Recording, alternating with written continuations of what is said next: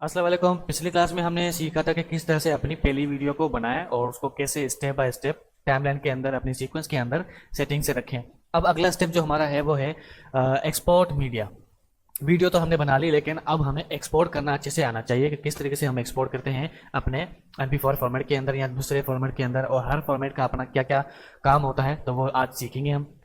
यहाँ पर मेरे पास कुछ वीडियोस बनी हुई हैं और ये हमारी पिछली क्लास ही है जो हमने लास्ट टाइम सीखी थी कि वीडियो को किस तरह से स्टेप बाय स्टेप बनाया जाए। लेकिन अब मेरे पास यहाँ पर वीडियो एडिट की हुई है और इसको मैं एक्सपोर्ट करना चाह रहा हूँ। एक्सपोर्ट करने का सबसे पहला जो शॉर्टकट है वो ये है, आपको कीबोर्ड से Ctrl+M प्रेस करना है और वो एक्सपोर्ट में आप इंटर हो जाओगे। नहीं तो आपके पास यहाँ ऊपर ऑप्शन भी मिलते हैं, लेकिन अगर आपके सॉफ्टवेयर में ऊपर ऑप्शन नहीं है तो Ctrl+M आप प्रेस कर सकते हैं। नहीं तो वापस एडिट मोड के अंदर आके आपको यहाँ फाइल के ऊपर आना है और यहाँ एक्सपोर्ट मीडिया आपको यहाँ पर क्लिक करना है और ऐसे भी आप एक्सपोर्ट मीडिया की तरफ आ सकते हैं। ठीक हो गया। अच्छा, उसके बाद आपको यहाँ पर अपनी फाइल का नाम लिखना होता है। उसके बाद आपको यहाँ पर लोकेशन सेट करनी होती है। तो अब यहाँ पर मैं सबसे पहले लोकेशन सेट करूँगा। लोकेशन सेट करने के बाद आपको यहीं पर ही नीचे अपना नाम लिखना है, मतलब फाइल का नाम जो भी आपने वीडियो बनाई है। तो यहाँ पर वीडियो 1 का मैं नाम रख रहा हूँ और सेव कर रहा हूँ। उसके बाद यहाँ पर प्रीसेट हमें चूज करना होता है। अब याद रहे, अगर वीडियो आपने 1080p के अंदर बनाई है तब आपको इसको छेड़ना नहीं है, ना फॉर्मेट को छेड़ना है, ना प्रीसेट को छेड़ना है, और ना ही इस फ्रेम साइज को छेड़ना है, ना फ्रेम रेट को छेड़ना है। क्योंकि आपने पिछली क्लास में देखा होगा कि हमने सीक्वेंस बनाई थी यहाँ पर और इसमें हमने 30 FPS फ्रेम का साइज रखा था, फिर डिस्प्ले फॉर्मेट रखा था, फिर वर्किंग कलर रखे थे हमने यहाँ पर REC709। उसके बाद यहाँ पे ऑडियो चैनल वगैरह, उसके बाद यहाँ पे video previews, quick time, Apple ProRes 422 LT, ये चीज़ें हमने सारी सेटिंग की थी पहले से ही। जब सेटिंग हम पहले से रख लेते हैं ना सीक्वेंस के अंदर, तब हमें यहाँ पर कुछ भी छेड़खाने की ज़रूरत नहीं होती है। तो आपने सिंपली नाम रखना है वीडियो 1, लोकेशन ऑलरेडी सेट है, और उसके बाद सिंपली आपने नीचे आके एक बार चेक कर लेना है। ये आप गौर से देखिए मैं किस टैब के अंदर आके चेक कर रहा हूँ। ये जो वीडियो वाला ऑप्शन आपको नजर आ रहा है, इसी टैब के अंदर नीचे आना है। यहाँ पर मोर और लेस ओपन कर सकते हैं आप, नीचे आना है। और ये जो पार्ट है ये सबसे ज़्यादा इंपॉर्टेंट होता है। अगर आप इसको सेट नहीं करोगे तो आपकी छोटी से छोटी वीडियो भी बहुत ज़्यादा टाइम ले लेगी। इसे कहते हैं बिटरेट। अब बिटरेट पे आपको सबसे पहले या तो फर्स्ट वाला चूज करना होता है या तो सेकंड वाला। सेकंड वाला चूज करने के बाद आपको यहाँ पर टारगेट बिटरेट 15 देनी होती है, या फिर आप मैक्सिमम 20 दे सकते हो, बहुत होता है। ये वीडियो की क्वालिटी सेट करने के लिए होता है। अगर आप जितना ज़्यादा बिटरेट दोगे, जैसे कि 100, तो ये बहुत ज़्यादा एक्सपोर्ट टाइम लगाएगा और बहुत ज़्यादा मेमोरी लेगा, और इतनी स्टोरेज हर किसी के लैपटॉप में नहीं अवेलेबल होती।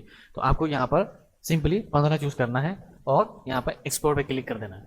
अब एक्सपोर्ट पे क्लिक करने से पहले बस आपको एक चीज़ का लाजमी ध्यान रखना है, यहाँ पर आपको प्रीव्यू दिख रहा होता है। अब यहाँ पर देखो, मुझे क्लास 1 भी दिख रही है, क्लास 2 भी दिख रही है और यहाँ क्लास 3 भी दिख रही है।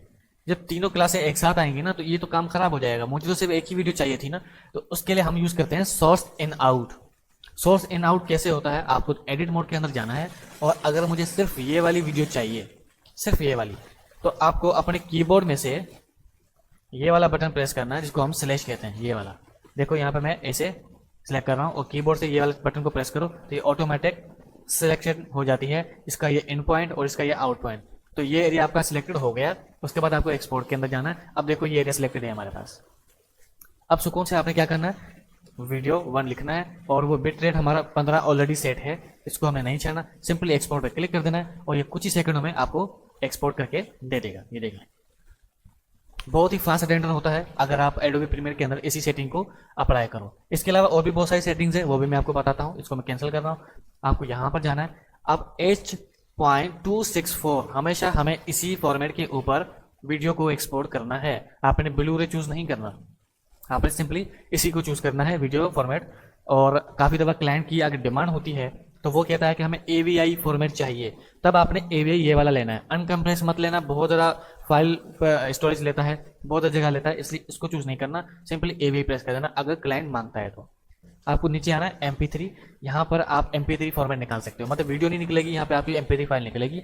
ऑडियो बिटरेट बाय डिफॉल्ट आपके पास यही आ रहा है और आपने यही चूज करना है। इससे कम वाला चूज नहीं करना और इससे हाई वाला भी चूज नहीं करना, क्योंकि सबसे बेस्ट क्वालिटी होती है 192। इससे ऊपर करोगे सिर्फ स्टोरेज बढ़ती है, क्वालिटी में कोई इतना बड़ा खास फर्क नहीं आएगा। तो 192 kbps आपने सेलेक्ट करना है। इसके अलावा नीचे जितनी भी चीज़ें हैं उनको अभी इग्नोर कर दें, क्योंकि उसको आने वाले टाइम में हम सीखेंगे, क्योंकि अभी इसका कोई काम नहीं है।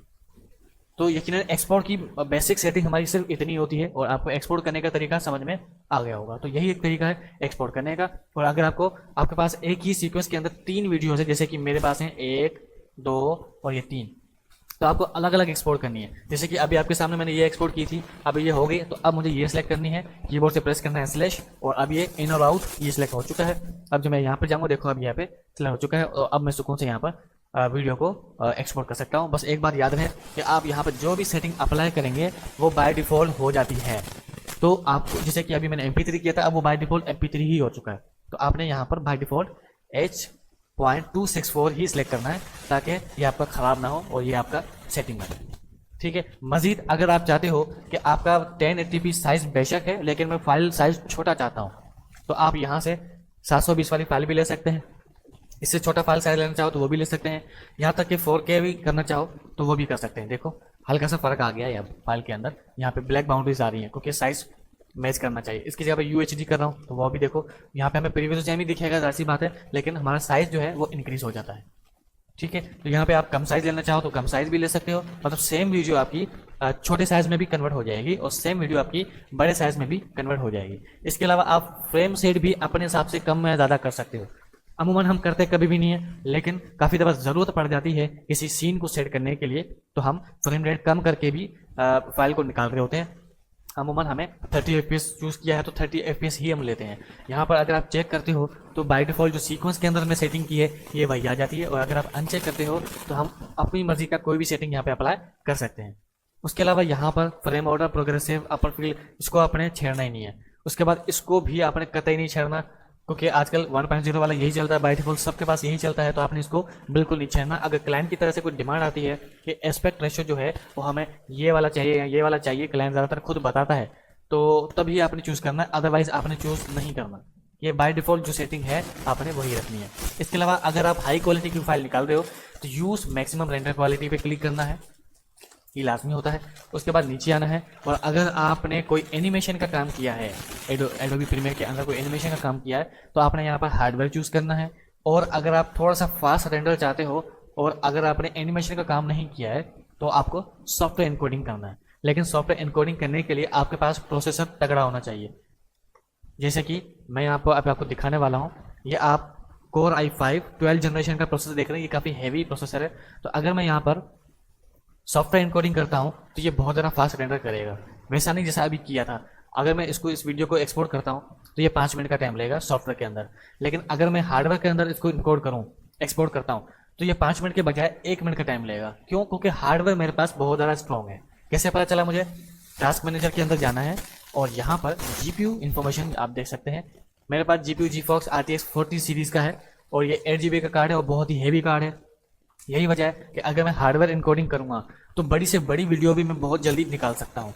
और अगर मैं सॉफ्टवेयर इनकोडिंग करूँगा तो सॉफ्टवेयर भी मेरे पास बहुत ज़्यादा अच्छा पड़ा है, मतलब एडोबी प्रीमियर खुद से भी काफ़ी अच्छी एफर्ट लगा के एक्सपोर्ट करता है। उसके अलावा सॉफ्टवेयर कह रहा हूँ, प्रोसेसर जो है वो भी मेरे पास बहुत बेहतरीन वाला है।